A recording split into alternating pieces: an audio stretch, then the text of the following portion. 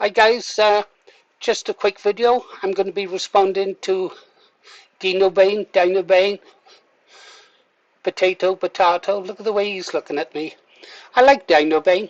I like both men. I like Rupert Lowe and I like Dinobane. Yeah, he's got a great mind, fine mind. He can go off the rails now and again, go off on one, but then again so can I. I quite like it when Dinobane comes over and visits our live streams. Yeah. I reckon I could have a great shouting match with Dinobane, although we seem to be in agreement on almost everything. Unlike some people, I don't have a problem with Dinobane living overseas. Man should be able to live where he likes. Yeah.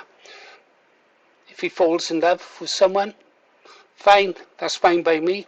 So long as he keeps on producing the kind of output he produces, I really don't have a problem where he lives. Hell, he could even live in Swindon if he wanted to. No, so I don't have a problem with where Dinobane lives. He does great work for the cause.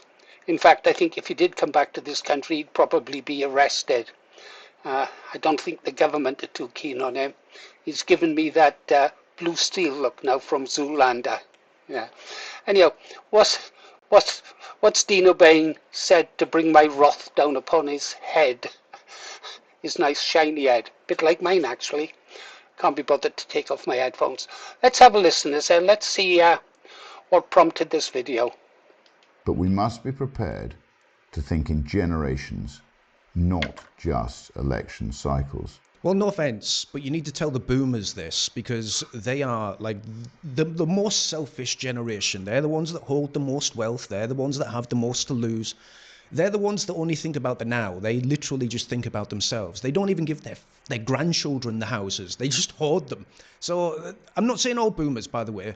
Again, you guys always get on my back when I say this. I'm obviously talking about a select few of evil fuckers that hoard wealth.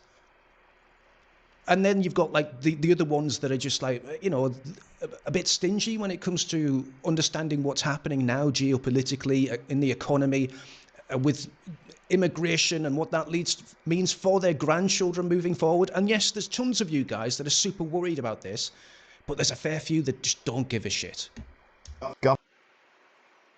Okay, end it there. Dinobane's having a pop at the boomers. He's having a pop at my generation. He's having a pop at Rupert Lowe's generation.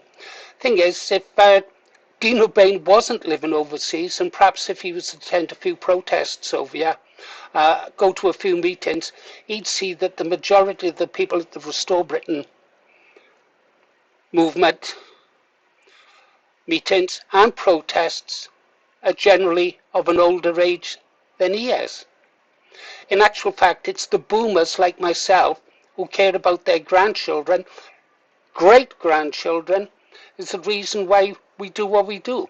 But when I started in 1976, I wasn't an old man of 77 as I am now.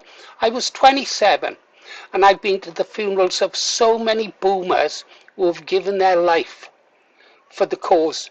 Time has taken its toll. They've died of old age, accidents, just life really.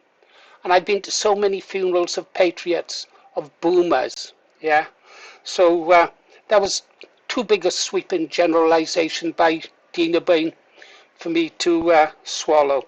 I know he tried to leave a bit of opt-out space by saying not all, but you could say exactly the same about the young generation. Us boomers could blame the Zoomers or whatever they call them, or the Gen Xers, who appear to be too lazy, too apathetic. Same generation as Dinobane is, of being apathetic, cowardly and lazy to do anything. And now I can turn around and say, but not all of them. Dinobane is an example of being not all of them. Yeah, I just had to get that out. I got a total respect for the boomers who support Restore Britain and care about our country and their children and grandchildren. Anyhow, that's all I've got to say. Come on over to the channel sometimes, Dinobane, I miss you.